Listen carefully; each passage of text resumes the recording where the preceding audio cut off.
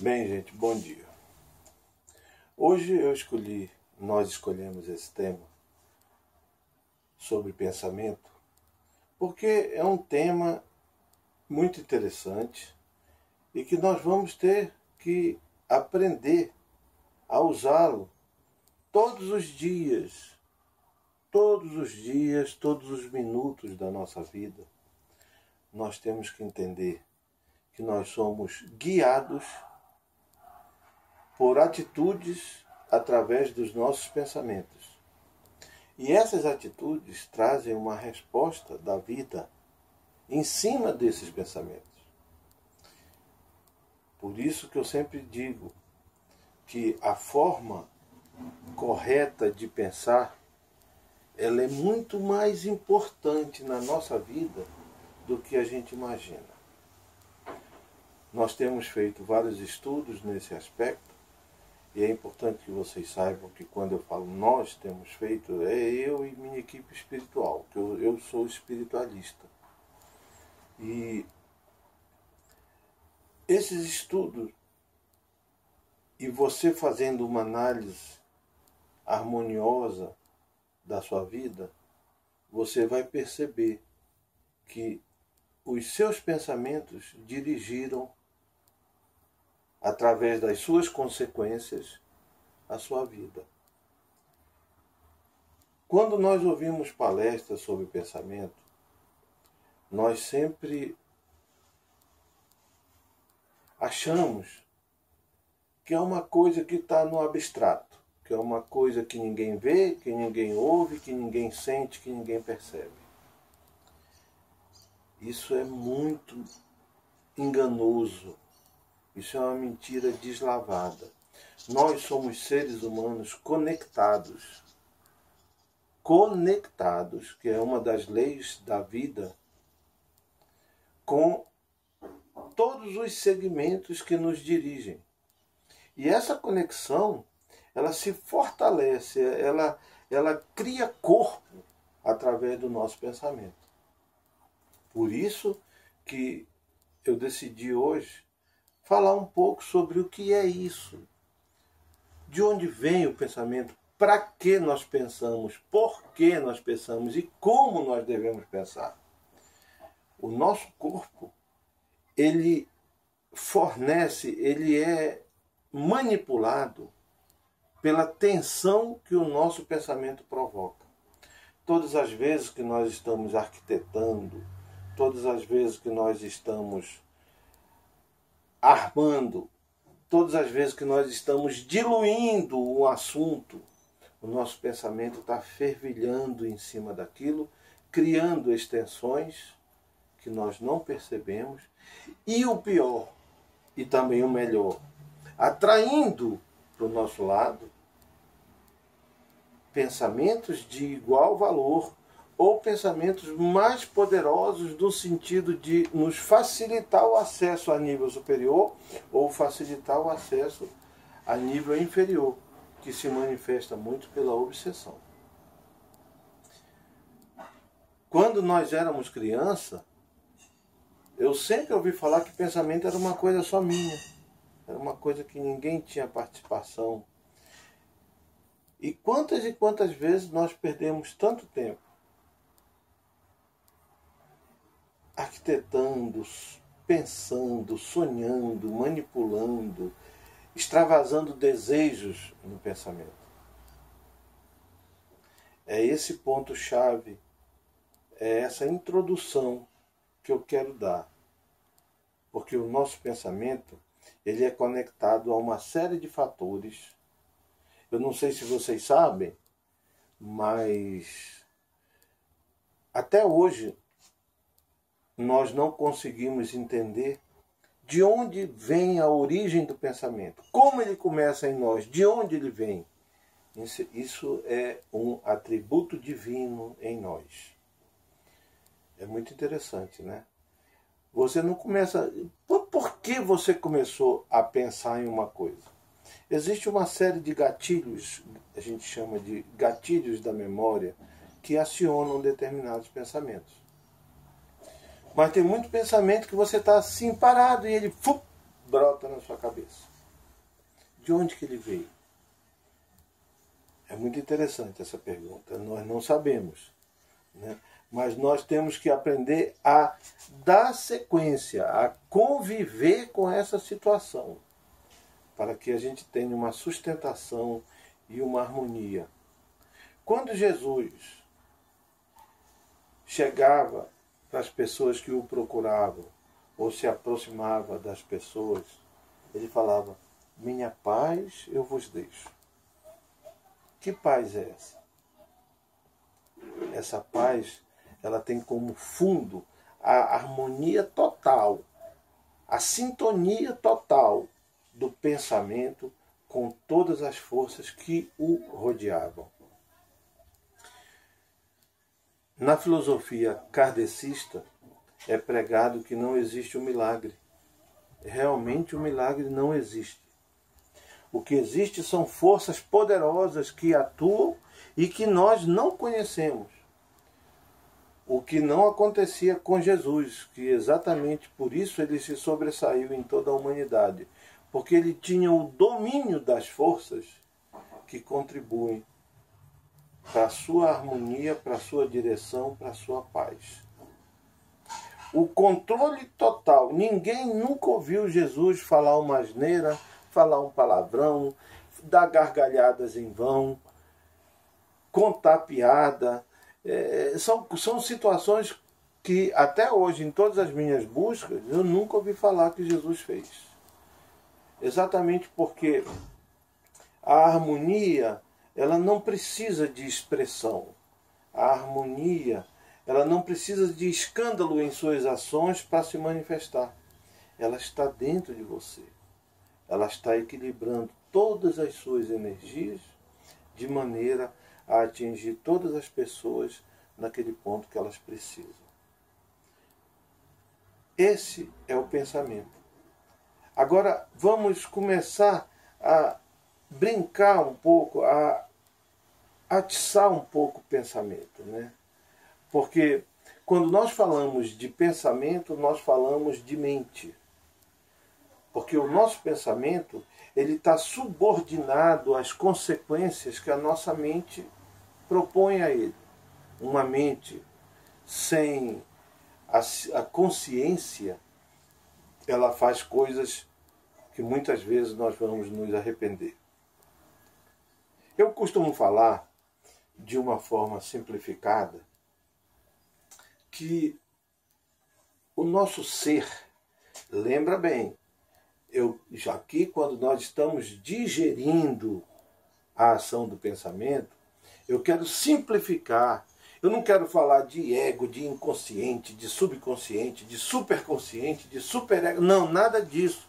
Eu não quero confundir. Eu quero apenas que vocês entendam como funciona essa energia canalizadora, que é a energia do pensamento. Nós temos, grosseiramente falando, nós temos uma mente que se chama mente espiritual. É o nosso eu uno, é o nosso eu ligado a Deus, é a divindade em nós. Esse eu, ele normalmente, ele dirige de uma forma de cima quais os objetivos da nossa vida.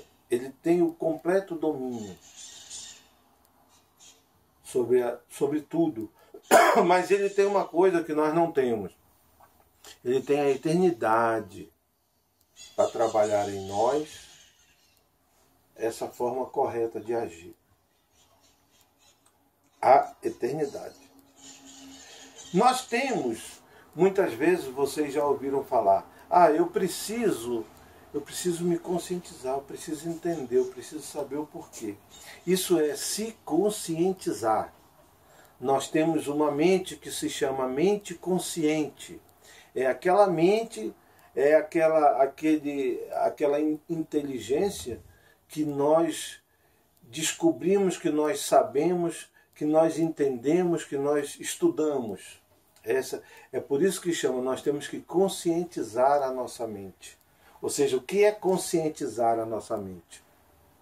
É fazer com que a nossa mente, que é voltada para o mundo, tenha um substrato, tenha uma base para que ela seja harmonizada, para que ela seja trabalhada, para que ela seja mensurada as situações de mais ou menos, para que ela seja arquivada na memória da maneira certa. Então isso é a mente consciente.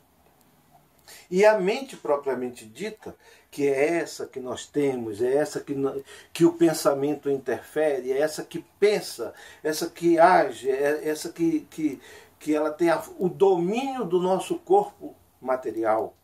Essa é a mente material. É a mente que governa as nossas ações de uma maneira grosseira, sem escrúpulos. É muito interessante que a gente entenda isso. Por isso que conscientizar a nossa mente é dar escrúpulos, é dar medidas, é dar intenção, é dar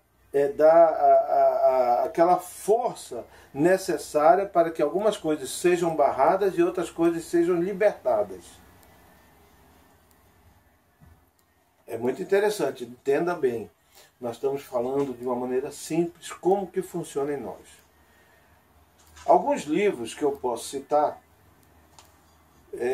Guerra entre a Luz e as Sombras, de Luiz Gasparetto, ele retrata bem essa situação dessas mentes, para que a gente possa interagir com elas. A mente material, a que nós sabemos, a que nós pensamos, a que nós arquitetamos, essa mente, ela não tem escrúpulo. O que significa isso? Por exemplo, se eu olho para um carro e falo, eu quero ter esse carro, eu vou ter esse carro. Então a mente, ela não mede consequências. Eu posso matar, eu posso roubar, eu posso fazer o que eu quiser, mas eu vou ter o carro, porque a minha mente, eu ordenei para mim que eu quero ter o carro. Quando nós falamos em conscientizar nossa mente, nós entramos nos anseios na medida da alma. São vários termos que eu uso para que vocês se familiarizem com essas situações. Quando eu conscientizo a minha mente, eu começo a colocar limites. O que significa isso? Significa que, olha, isso eu posso fazer, mas se eu matar, você vai ser preso, você vai ser tirado da sociedade, você não vai conseguir o seu intento. Se eu roubar, olha, cuidado, isso aí te leva por uns caminhos. Então, essas medidas que são colocadas na minha mente material é o que a gente chama de conscientização. É saber medir e arquitetar um plano para que eu chegue lá. Você viu como a situação é bem diferente? Então, por exemplo, eu vou falar uma coisa sobre memória. Nós vamos tocar nesse assunto ainda, vamos fazer alguma coisa nesse aspecto. A memória, ela, segundo Augusto Cury, ela é um armário cheio de divisões. E tudo que nós pensamos de uma maneira prática, leva de 5 a 7 segundos para ser armazenado na memória. A memória, ela exige um estudo muito interessante, porque ela vai dirigir a nossa vida. Porque ao longo do tempo, nós vamos tendo uma série de gavetas, a gaveta do meu trabalho, a gaveta dos meus sonhos, a gaveta das minhas ações em tal aspecto, a gaveta da ação da raiva, a gaveta de situações que eu estou enfrentando no trânsito. Então, tudo isso são gavetas que estão armazenados uma série de pensamentos de acordo com a sua tensão. E é essa tensão que vai predispor a gente a tomar uma atitude muito severa ou menos severa ou uma atitude normal. A tensão com que é gravada no seu pensamento. Como funciona isso? Na questão dos vícios, por exemplo. Todas as vezes em que eu procuro, por exemplo, uma droga, uma maconha, alguma coisa, eu estou andando, alguma coisa aciona o gatilho da maconha. Alguma coisa aciona. Eu falo assim, gente, eu queria fumar um baseado. Você acionou o gatilho da memória. Quando você pensou, eu queria fumar um baseado, você abriu a gaveta da maconha. Naquela gaveta estão gravadas todas as situações que você já teve de envolvimento com a droga, com a maconha. E essas gavetas vão aflorando em sua mente, aflorando de uma tal forma que, se elas não foram bem trabalhadas na hora de serem gravadas, elas vão subjugando a sua inteligência, o seu poder de ação, subjugando a sua racionalidade. E quando elas subjugam a sua racionalidade, você é tomado por aquele sentimento, por aquela que a gente chama de fissura, aquela fissura de fumar. Quando você é aberto para aquela fissura, porque todos os momentos de prazer que você teve, ou de êxtase, estão aflorando naquela gaveta em você. Aí vem a fissura. A fissura, em outras palavras, é quando você crava a âncora da memória. A âncora da memória são sentimentos muito fortes, que quando eles cravam em você, você perde todo o raciocínio. O único objetivo que você tem é conseguir um baseado para fumar maconha. Nessa hora, você perde a sua inteligência, você perde toda a razão. Você tem um objetivo na vida. A sua mente te direciona para pegar um baseado. Não importa a quem, não importa o que, não importa quem seja ferido. É quando você crava a âncora da memória. Nesse momento, vem o seu consciente. Ou seja, o que é nós nos conscientizarmos é para que exatamente neste momento a gente consiga dominar de uma forma poderosa o que Augusto Cury fala de ser senhor do seu eu. Eu tenho que dominar e falar, isso eu não quero. Isso faz mal para mim. Eu não vou fazer isso porque aí você estabelece uma série de bases. É o que a gente chama, você é o senhor do seu destino. Só para que vocês entendam um pouco a complexidade. Que tudo se origina no pensamento. É muito importante a gente ter esse estudo. E esse estudo ele vai se desmembrar em N títulos, que cada dia a gente vai falar um pouco sobre alguma coisa. Mas essa memória, ela tem que ser trabalhada. Tem que ser trabalhada desde o princípio. E o que é mais importante que seja falado agora, né? Essa memória, ela não se apaga. Augusto Cury, nas suas aulas, ele sempre deixou isso bem claro nos seus exercícios, na sua experiência como médico. Ele sempre diz, no seu estudo que ele tem sobre a memória, que é muito interessante e é muito bom, ele fala que a memória ela não é igual a um computador, a uma memória de celular, uma memória de computador, que você aperta no reset e ela apaga.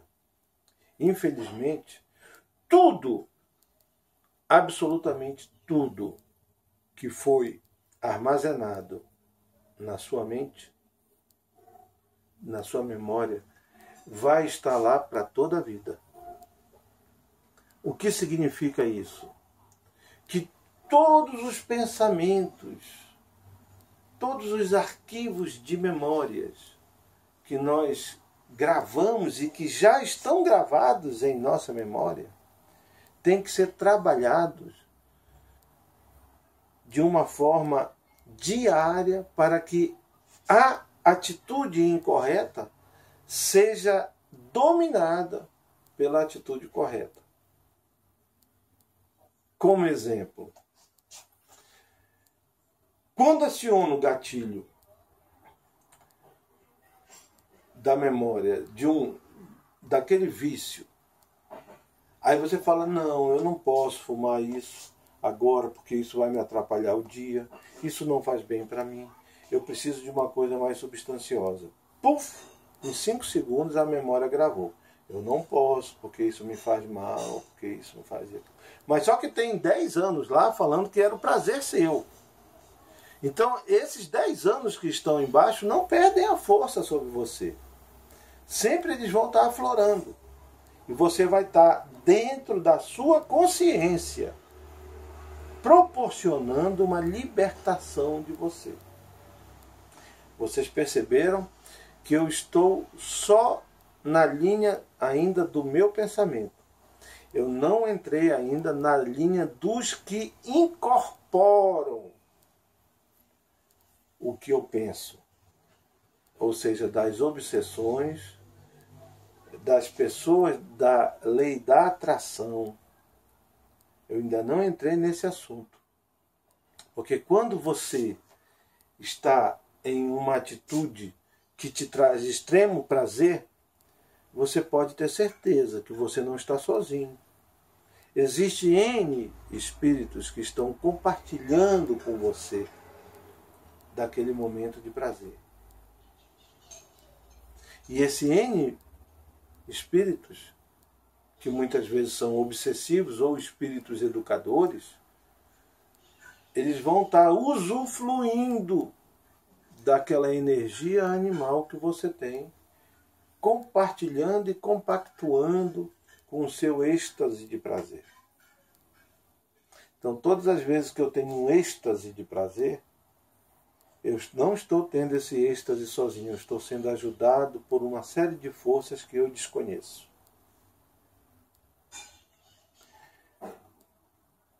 É importante que a gente entenda passo a passo, que a gente compreenda, porque assim a gente vai ter um certo domínio sobre o nosso pensamento. Vocês viram que nós falamos aqui poucos minutos e o tanto que é interessante essa questão. Aí está como consequência lógica a sua paz, a sua não paz, a sua calma, o seu desespero, a sua educação, a sua mala educação. Muito obrigado a vocês e que Deus abençoe a todos.